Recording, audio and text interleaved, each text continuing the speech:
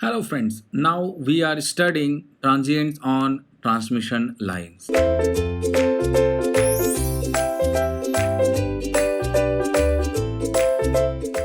Before studying transient or transmission line, we will take few assumptions.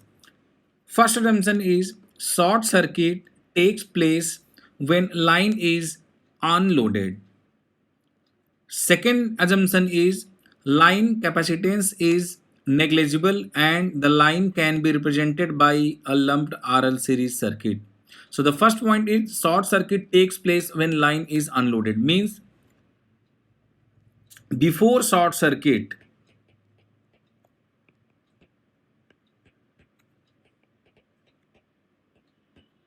current I is equal to 0, means here it is open circuit, so the current which is IT will be equal to 0 before t equal to 0, means at t equal to 0, at t equal to 0 short circuit occur.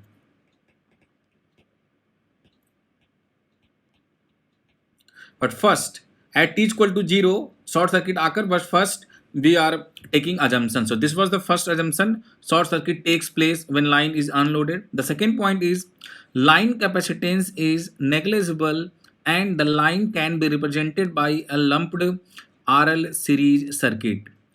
Here you can take the help of electrical machines.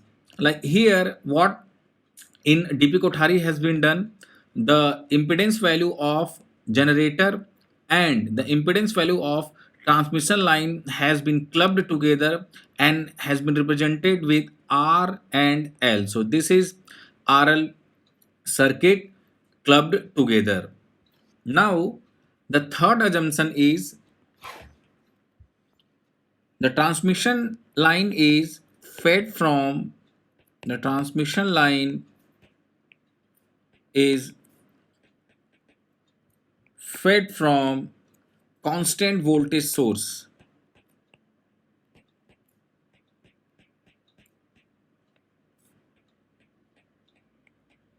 As I have written here, Vt is equal to Vm sine omega t. So this is sinusoidal voltage and we have been taken a single phase among three phase.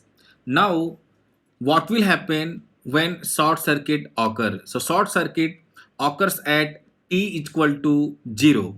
Here I have written short circuit occurs at t equal to 0, and it is known from circuit theory that the current after short circuit is composed of two parts. That is, after short circuit, here in the circuit I am representing a short circuit. So initially IT was 0, but after short circuit there will be a value of IT. So IT can be written as IT is equal to IS of t plus IT of t.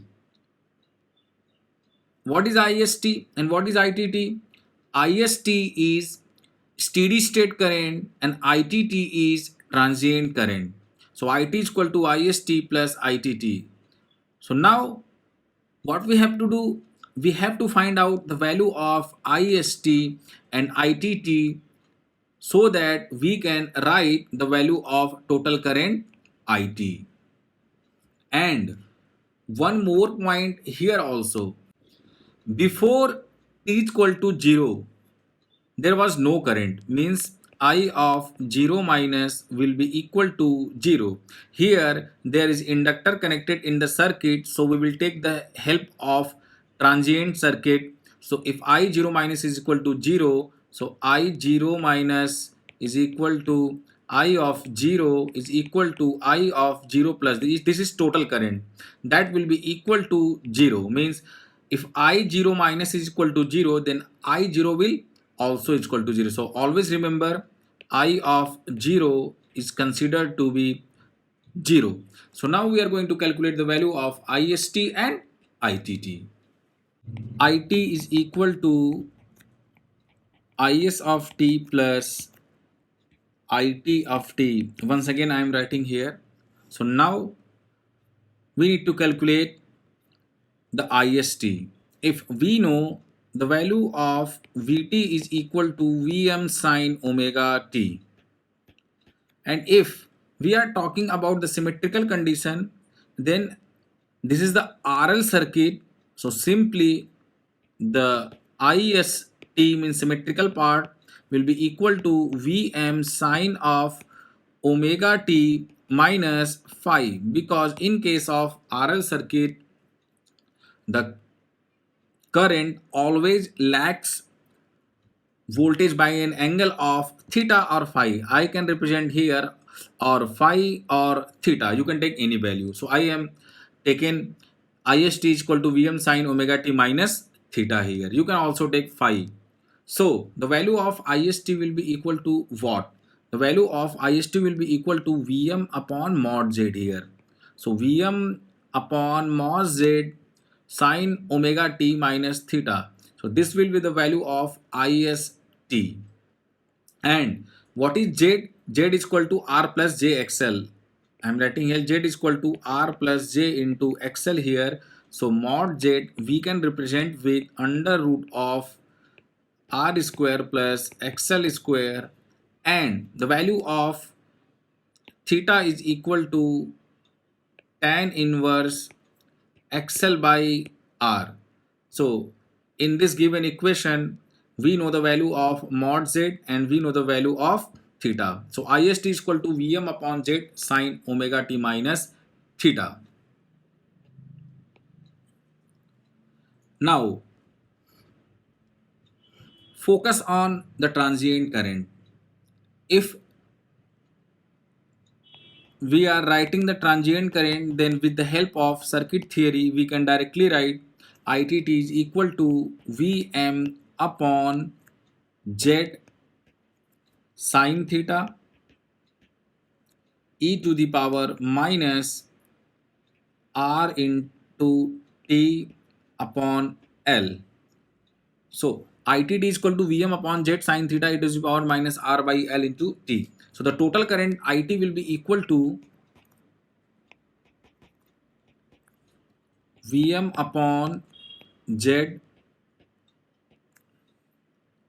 sine omega t minus theta plus Vm upon z sine theta e to the power minus r by L into t. So this is the equation of current after the fault. Here the total current will not be symmetrical because here we know that there is a DC component present. So now I am going to draw the waveform of each current. So in the first waveform with blue pen, I have represented the voltage source, that is Vst is equal to Vm sine of omega t, and with the black pen I have represented Ist, and we know that the current will lag behind voltage by an angle of theta. So this difference is basically here theta, and we know the value of theta basically. So this is Ist. Now we are going to draw the ITT, means transient decaying current. So the maximum value of that transient decaying current is mod Vm upon z sine theta, and it is decaying, so e to the power minus t upon tau, and we know the value of tau is equal to L by R. So this is the current of transient. Now when we will impose this Ist and this ITT, then we will get the total current ITT like this. We can easily see from here that for the few cycle, for the first two cycle, the effect of XD double dash will be present, and then after this xd will be present. Then after few cycle from here, it will be steady state, means it will become xd from further on. So now at this point there might be a chance that circuit breaker can open and the current, total current, can be zero. So it is kind of possibility, but if the current is not equal to zero, so this will be like symmetrical all along the way. So this is IMM is maximum momentary current, means this is the first peak. So from zero to first peak will called as IMM, that is maximum momentary current. And we can also see from the generator diagram that when the time was increasing, then impedance value was also increasing, means initially xd dash, then xd dash, then xd. And we know that xd double dash was the parallel combination, so xd double dash was the lesser quantity and xd dash, so xd is greater than xd dash and xd double dash. And we write the value of it, means total current, then we can find v voltage of t upon impedance, that is x d double dash. If this is initial, so this will be I double dash t. So we can represent with id double dash. Correspondingly, if 1 upon xd dash, then that can be written as id dash, and if 1 upon xd, then that can be written at id. Now I'm going to conclude few points. In power system, temporarily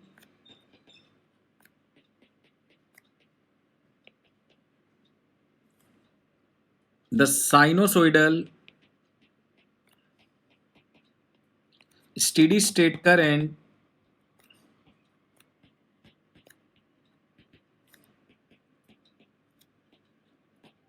is called symmetrical current.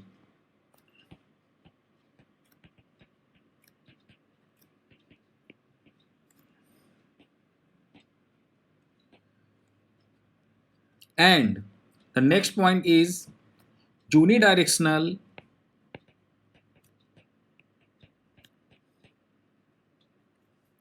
transient component is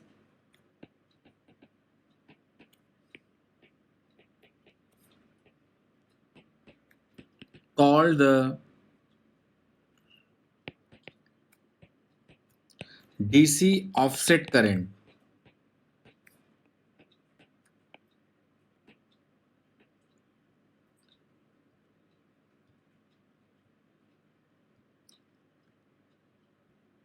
Current to be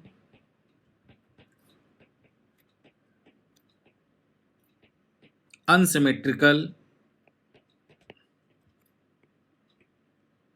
till transient decay.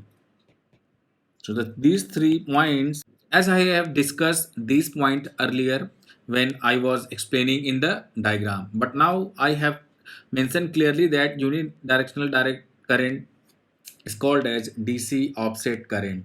The question can be asked behalf of this also. And IMM is maximum momentary current, that is the first peak of the current. And now we are going to elaborate more, we are going to take more assumption. Then next what is going to happen, if the value of x is much greater than r, then what will happen, theta will be equal to 90 degree. So we can write the value of IMM. So now we are going to take first assumption, that is if XL is much greater than R, then theta will be equal to 90 degree. And if the decay of transient current in this short time is neglected, means during this short time we have neglected that we can assume any decay was not happened. Initially, the value was Vm upon Z sine theta, the maximum value of DC offset current, and after few times it was also the same. Means at the time from 0 when it is approaching to the peak value, let us understand there is no decay of DC offset current. So now we are going to find out the maximum momentary current. So IMM, we can write the maximum value of your steady state current will be equal to Vm upon Z, and I have written here clearly that if the decay of transient current in this short time is neglected, means the same value, so it will also be Vm upon Z sine theta, means sine 90, sine 90 e to the power minus, if we can consider t is equal to 0. So Vm upon Z sine 90. So IMM we can write 2 times of Vm upon Z, means 2 times of maximum value of steady state current.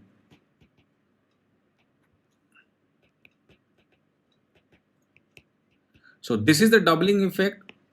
Interview, you can see this question. For the selection of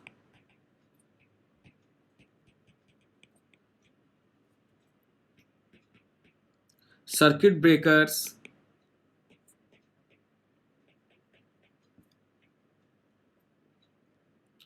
momentarily short circuit current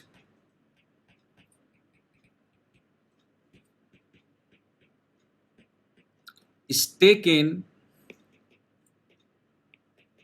correspondingly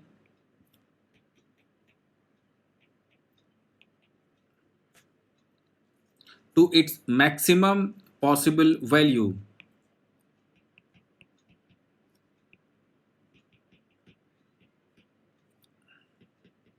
So when we will design the circuit breaker, then we have to consider this doubling effect. This we will study when we will study the circuit breaker in detail. So here it is all about the transient of transmission line. Thank you.